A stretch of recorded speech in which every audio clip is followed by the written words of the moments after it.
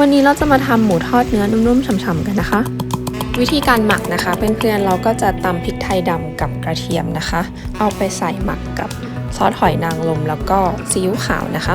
แค่นี้เลยนะคะทุกคนแล้วก็ทิ้งไว้ไม่ต้องนานก็ได้นะคะแป๊บเดียวนะมันก็จะนุ่มแล้วค่ะเท่านี้เพื่อนๆไม่ต้องแบบว่าโอ้โหฉันจะหมักหลายชั่วโมงเอาไปเข้าตู้เย็นอะไรแบบนี้ไม่ต้องนะคะไม่จำเป็นเลยนะคะทำแค่นี้มันนุ่มแล้วค่ะพอน้ำมันเริ่มเดือดนะคะเพื่อนๆก็เอาหมูของเราลงไปทอดเลยนะคะไม่ต้องทอดให้มันสุกจนแข็งนะคะเอาแค่สุกนะคะเพื่อนๆพอหั่นออกมาชิ้นเล็กๆแล้วมันจะนุ่มนะ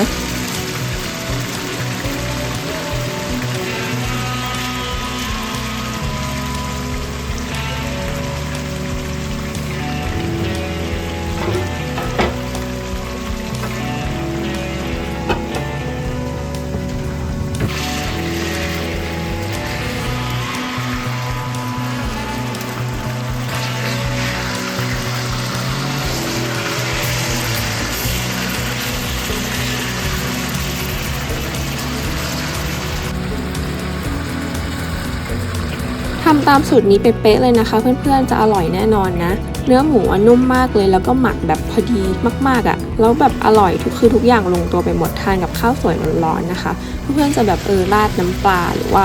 กินกับทาบาสโกก็ได้นะคะอร่อย